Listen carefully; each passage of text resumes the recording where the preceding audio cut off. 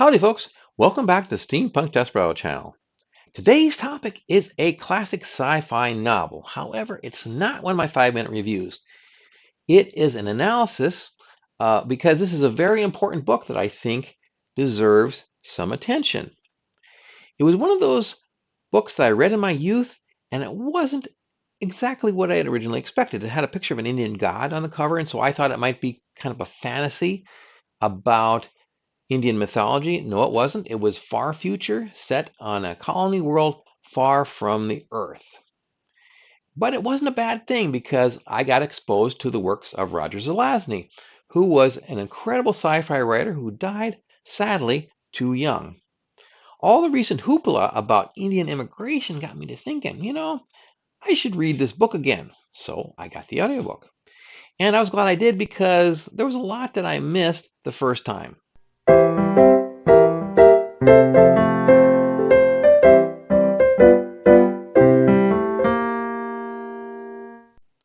Lord of Light was published in 1967 by Doubleday. It won the Hugo Award in 1968 and was also nominated for the Nebula. So these are the top 2 awards. Very critically acclaimed. Lord of Light takes place on a human colony world which has been separated from the Earth for many centuries. The ship was called the Star of India. That is the ship that brought them there. And that implies that many, if not all of them, were of Indian descent.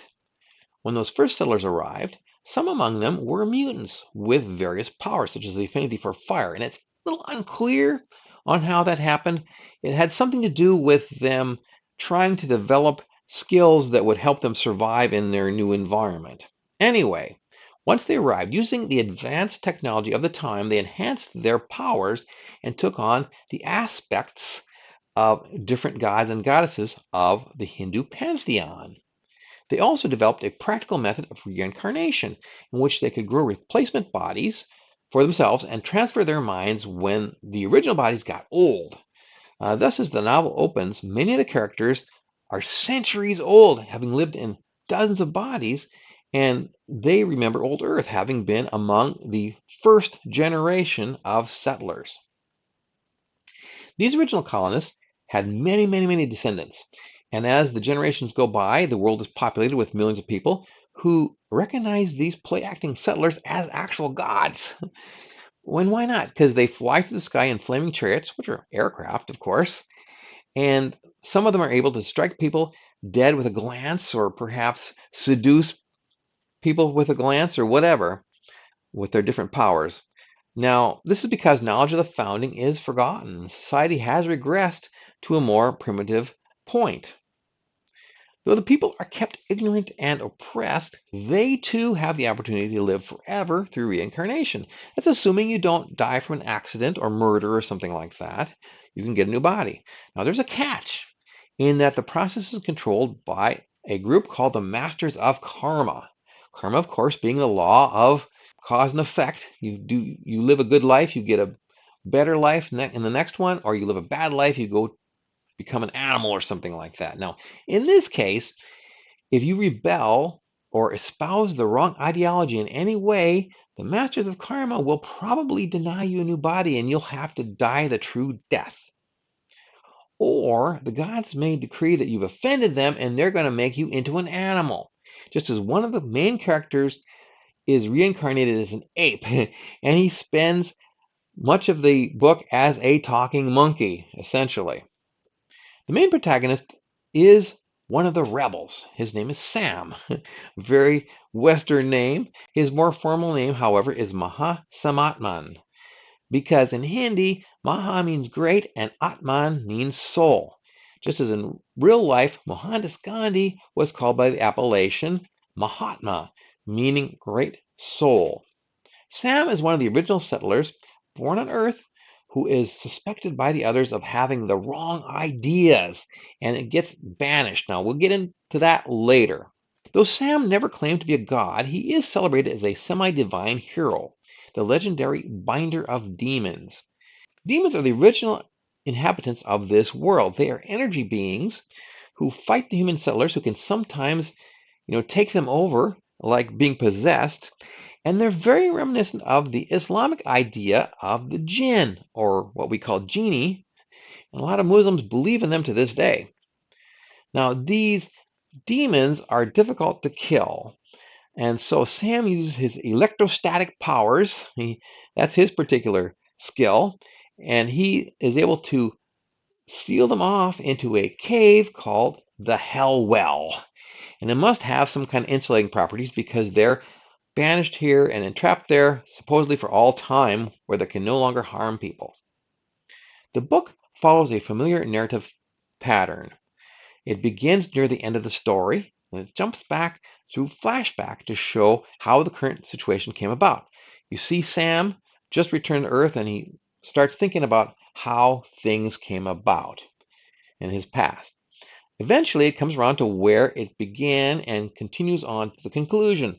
At one point in the narrative, and this is where things get interesting, Sam had decided, this was after he'd bound the demons, he decided he didn't like the situation with all these gods pretending to be gods and ruling the people. So he decided he was going to revive Buddhism.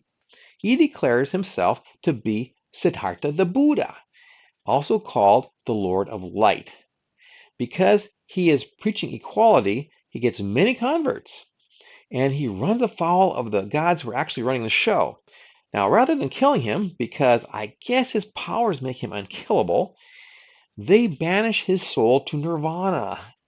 Now, it's not the 1990s band. It is an analog to the concept of afterworld, of Buddhist afterworld, but it's actually a ring of magnetic particles around the world. Perhaps they're the fragments of the Starship of India, I'm not sure, but they are now called the Bridge of the Gods. Now, this is strangely prescient to the cloud, the mysterious place where all our data goes. And in this case, Sam's soul can be stored in all these magnetic particles in the ring. It's sort of like they're this gigantic disk drive. Now, later on, he is restored to life and given a new body so that his former enemy, now turned ally, can go to war against the gods of the city of heaven. And since he's the binder of demons, yeah, he's tough. Even though he was the Buddha, he's also a warrior. The gods are an interesting collection of oddball characters. They're all humans who've become the roles they've taken on. And I found it amusing that against this backdrop of the classical Indian culture that the gods like to indulge in 20th century vices like drinking cocktails and smoking cigarettes. Among them are Sam's enemy turned ally, Yama, the god of death. That's the guy who brought him back. Now, at one time, he married Kali, the goddess of destruction. Sounds like a match made in heaven, and indeed, they are married in the city of Hemet. Of course, the entire Hindu pantheon has been recreated, including the Holy Trinity, or Trimurti, of Brahma, Shiva, and Vishnu. Though the gods are potentially immortal, they can be killed. They can be murdered by spiteful or ambitious rivals, as happens in this book. And at one point, Brahma needs to be replaced. We can't be without the creator. And so they nominate Kali as the successor now. So therefore, she, a woman, has to become a man, which kind of gets Yama kind of disgruntled because he did not want to be in that sort of relationship. The gods make sure that the level of technology stays at the level of classical India. So if community starts to become too advanced, for example, they rediscover the steam engine or the flush toilet, they have offended the gods and they must be destroyed by a cataclysm, much like Sodom and Gomorrah. I found that latter bit quite amusing because anybody who's visited India say the biggest problem is the lack of indoor plumbing. Leads to some horrible insanitary problems there. Now, at one time, there was a faction among the gods, and this is back to the Lord of Light, you understand, who called themselves accelerationists. And this is what they suspected Sam of being. And these are the people who said, it's wrong to deceive our descendants and to keep them in the dark. We're going to share our technology with everyone equally. But as the book opens, the gods have said, no, no, we can't have this. We're going to wipe out all those people. They get denied reincarnation or we kill them outright. And we've snuffed out that bad idea. Or have they? Lord of Light is an interesting and absorbing novel, made all the more interesting by incorporating a modified version of real-life Hindu and Buddhist lore. Now, you might say, well, we don't want to offend people, we'll change the names and we'll make it some hypothetical mythology. But no, I think it works better this way. At the time of publication, it received much critical acclaim. Again, as I said, it got the Hugo Award. But as I am always saying, it could probably not be published now. Why is that? Well, it's not so much that Zelazny was a white male author, although I do think that there is some discrimination these days. No, it's because of a thing called cultural appropriation, since Zelazny was white and not Indian. As we all should know, cultural appropriation is the arbitrary and irrational notion that it's immoral for people of one culture to adopt aspects of another culture without the express permission of the self-appointed spokespeople of said culture, or typically the most entitled and aggrieved people in that group. That's why Native American mascots have pretty much disappeared from our world of sports as well as corporate logos. For example, the team for my college, for my alma mater, was formerly called the Fighting Sioux. And I am not going to go with the new logo. Sorry. So you can kind of understand, though, that Native Americans are aggrieved. They have a pretty desperate situation. But Indian Americans, on the other hand, they are the most affluent group in the country. And yet, it was their complaints that got The Simpsons in early 2020 to cancel the beloved character Apu Nahasapima Padalon. Although Apu is certainly a stereotype, he has always been portrayed as a hardworking and well-meaning immigrant. So if Indian Americans couldn't abide him, could they really stand the idea of a novel in which Brahma, Vishnu, and Shiva are impersonated by a trio of villains who are bent on keeping the population of their world backward and oppressed? I kind of doubt it. Now, despite all this potential controversy about cultural appropriation, etc., as recently as 2017, Universal Cable acquired the rights to produce Lord of Light as a streaming TV series. Pretty cool. But I don't expect it to happen anytime soon for the aforementioned reason. Overall, this book, Lord of Light, raises the question, back to the actual theme of the book, is organized religion nothing more than means of social control? In one sense, it does appear to support that notion. The gods are clearly fakes. They're just ordinary people who use technology to keep the masses under control. On the one hand, Sam's revival of Buddhism does seem to be very good for the people, for the masses. And although his choice of the philosophy appears to have become somewhat calculating and cynical, he does have the best interests of the people at heart. Now, this argument appeals to people like me, who, although we may not be especially religious ourselves, we can see that peaceful universalist religions, such as Christianity and Buddhism, are good for society in general, irrespective of whether or not we see their theology as true. But did Zelazny really mean to attack religion? He was born to a Polish immigrant father and an Irish American mother, and thus he was raised in the Roman Catholic Church. He described himself, though, and as an adult, as a lapsed Catholic, which is funny because I have met quite a few fellow writers who are in that category. To be fair, however, simply noting that religion can be corrupted and exploitative doesn't make one anti-religious. I mean, look at Martin Luther. He believed that the Roman Catholic Church had become corrupt and tyrannical, and that they were more concerned with money than saving souls. And whether or not you agree with him, his view, he was certainly sincere. So yeah, you can be critical without being anti-religious. Now, I thoroughly enjoyed the book Lord of Light. And not just the message, but the characters, the plot, etc. And I think I got more out of it the second time. My only complaint was that it is sometimes confusing as to what character is in what incarnation, particularly after the flashback that happens after the introduction. Also, the idea of different settlers spontaneously developing superpowers seems a little comic booky, which isn't necessarily a bad thing. It's just a little odd. And before I close, I have to relate a very interesting story about this book.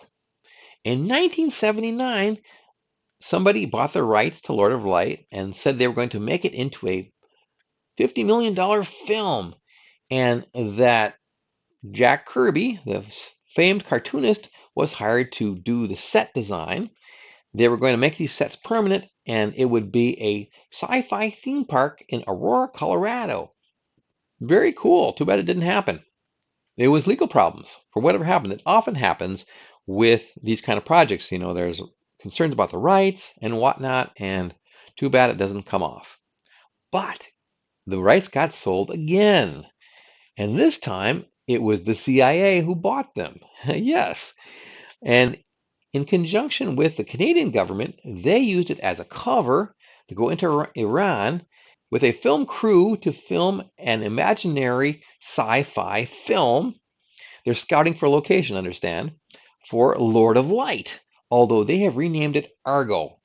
And maybe that was because the idea of doing a Hindu-related movie in an Islamic theocracy would be kind of offensive. I don't know. But anyway, the whole idea was to get out a few of these State Department personnel who were not in the embassy but were nonetheless trapped in Tehran. Now, they made this story into a movie in 2012 called Argo, but again, it's not The Lord of Light renamed Argo. It is the story of the rescue, Argo. Wherever you fall into on the religious spectrum, whether you're Christian or Hindu or atheist or whatever, I think you'll enjoy Lord of Light. It's a well-written and absorbing book, so unless you're a very devout Hindu fundamentalist or a total anti-Indian bigot, and I have run into a fair number of those recently online, you will probably enjoy this book. This has been my review of Roger Zelazny's 1967 book, Lord of Light. Please let me know what you think about it in the comments. Have you read it? Would you like to see a movie? Have you seen Argo, for example? I have not. And please also like and subscribe and check out my works on Amazon. Links, as always, are in the description. For now, this is Steampunk Desperado saying adios amigos from the Steampunk Desperado channel, where the past meets the future and the present is extraordinary.